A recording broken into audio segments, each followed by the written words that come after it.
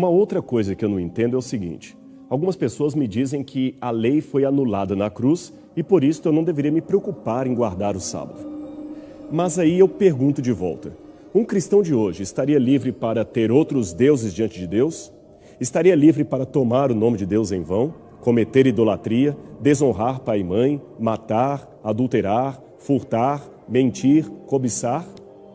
A resposta óbvia é não. Mas veja, eu citei 9 dos 10 mandamentos, ou seja, os mesmos que dizem que a lei foi abolida, admitem que 9 mandamentos dela ainda continuam em vigor.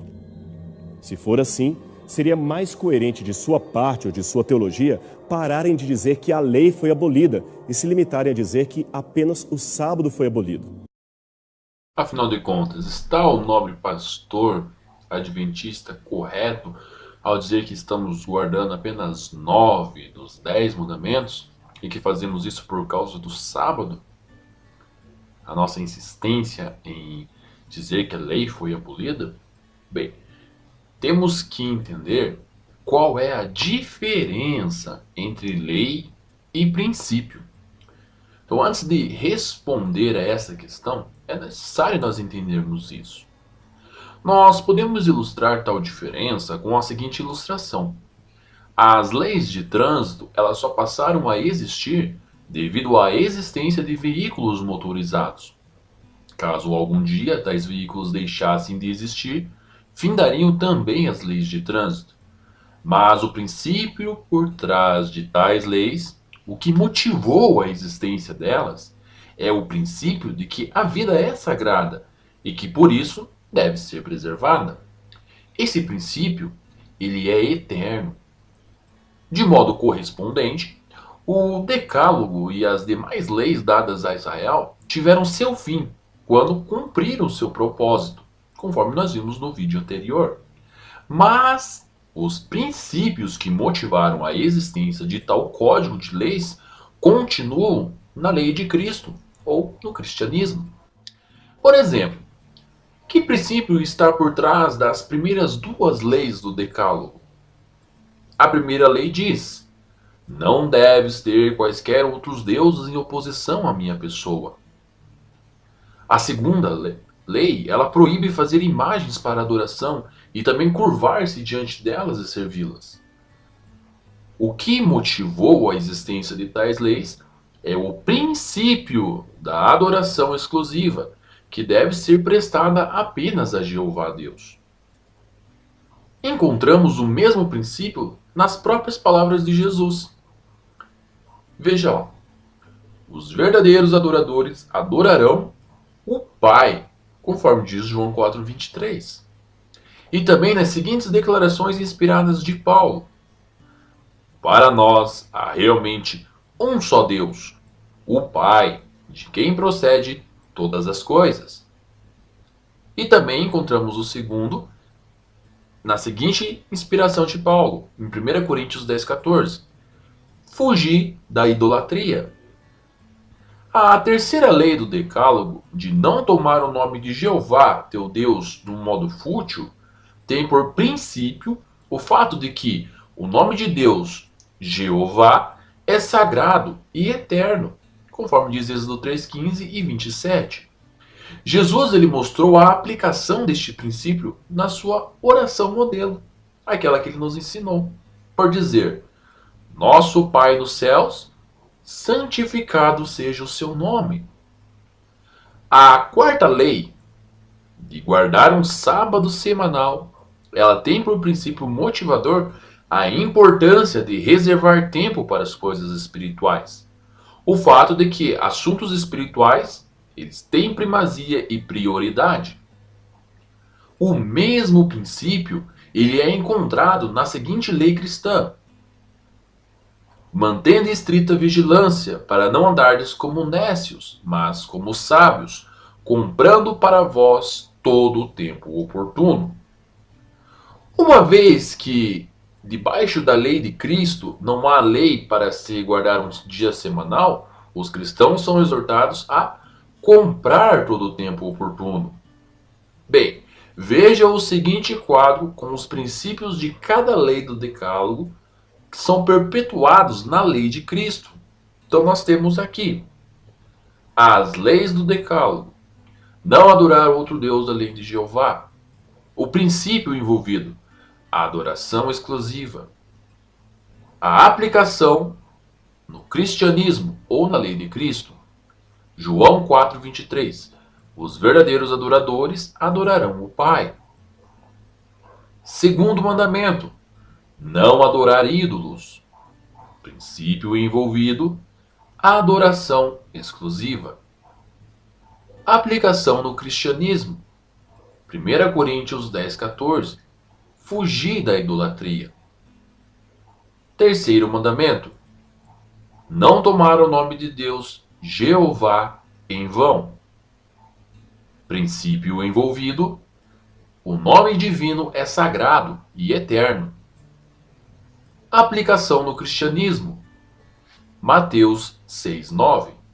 Nosso Pai nos céus, santificado seja o teu nome. Quarto mandamento, guardar o sábado semanal.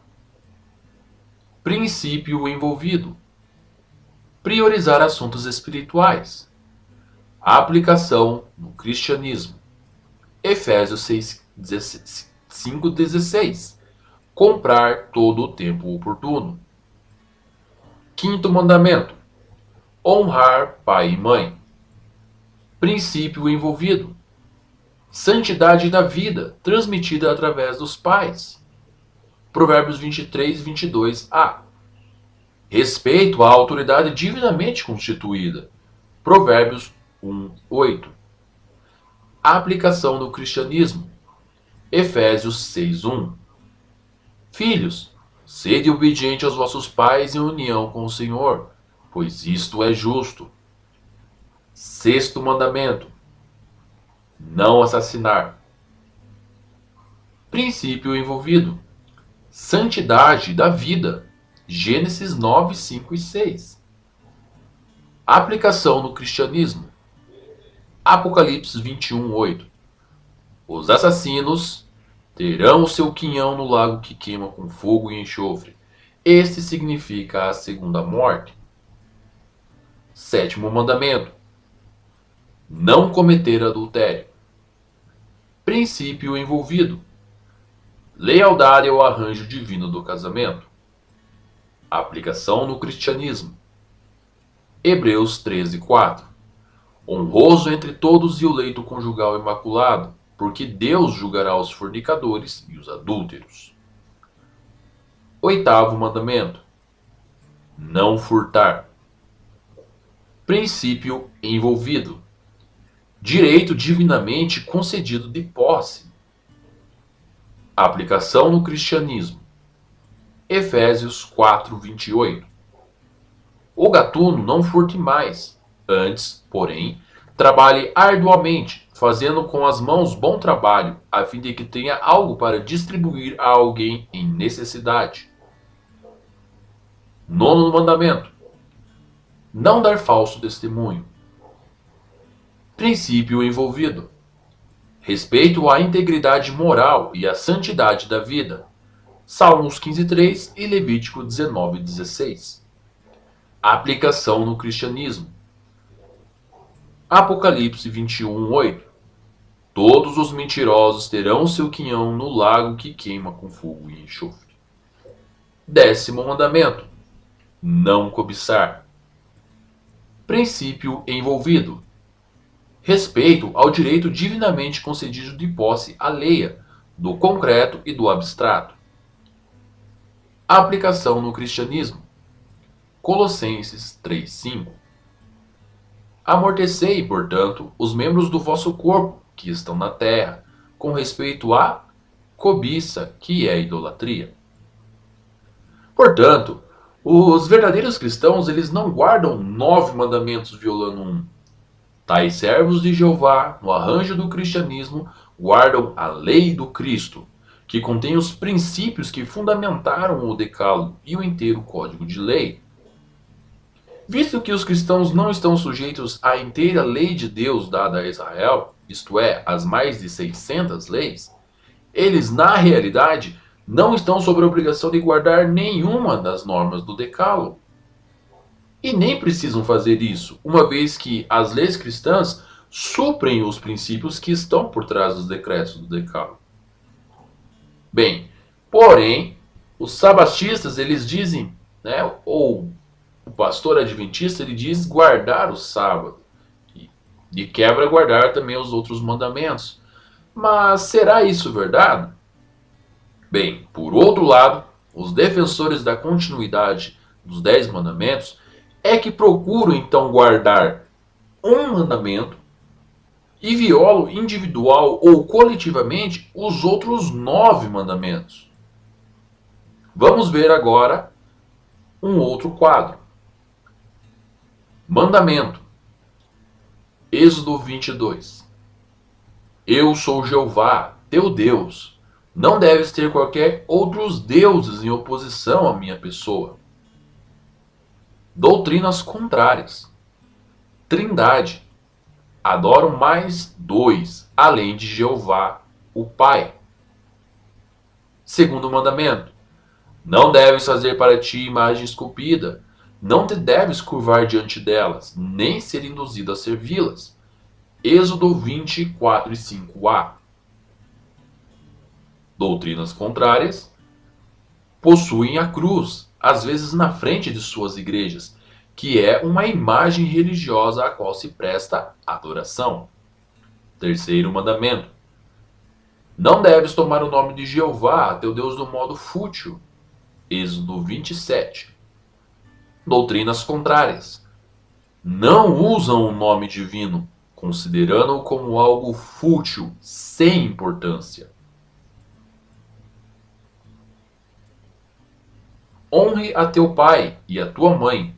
Êxodo 20:12. Doutrinas contrárias. O juramento que fazem a emblemas nacionais os coloca sobre a obrigação de até matar pai e mãe pela pátria. Não deves assassinar. Êxodo 20:13. Doutrinas contrárias. Participam nas guerras sangrentas das nações. Não deves cometer adultério. Êxodo 20:14. Doutrinas contrárias. Já houve caso de batismo de pessoas que não haviam dissolvido legalmente o casamento anterior. Não deves furtar. Êxodo 20:15. Doutrinas contrárias. Cobram o dízimo, arranjo já abolido, como se fosse um 11º mandamento. Cobram salário pelo ministério. Não deves testificar uma falsidade contra o teu próximo. Êxodo 20:16. Doutrinas contrárias.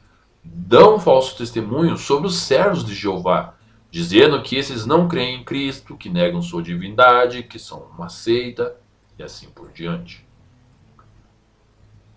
Não deves desejar qualquer coisa que pertença a teu próximo. Êxodo 20:17. Doutrina contrária. Desejam o dízimo e o pagamento de salários aos pastores. Assim, não são os servos de Jeová Deus os que guardam 9 mandamentos e violam um. São os sabatistas que violam 9 mandamentos e supostamente guardam um. Deixei o sábado de lado justamente de propósito. Porque podemos dizer supostamente, porque a lei da guarda do sábado, ela não permitia que ninguém prestasse serviço ao observador do sábado. Lemos: nem teu filho, nem tua filha, nem teu escravo, nem tua escrava, nem teu animal doméstico, nem teu residente forasteiro que está dentro dos teus portões. Êxodo 20:10. Porém, hoje, diversos prestadores de serviço trabalham no sábado, como os que atuam nas companhias de água e esgoto, de energia elétrica, de emissoras de televisão, fazendo com que esses recursos cheguem até a casa das pessoas. Assim, desfrutar de quaisquer desses recursos no sábado equivaleria a receber a prestação de serviço dos que estão atuando nesses setores, violando o referido mandamento. No antigo Israel, era possível cumprir Êxodo 20:10, porque a guarda do sábado, com as demais leis, era um requisito nacional, observado pela nação inteira. No entanto, hoje os cristãos estão distribuídos pelo mundo inteiro, tornando impraticável o cumprimento desse aspecto da lei do sábado, conforme exigido pela lei dada a Israel. Desse modo, os proponentes do decálogo realmente não guardam nenhum, mas nenhum dos mandamentos do decálogo.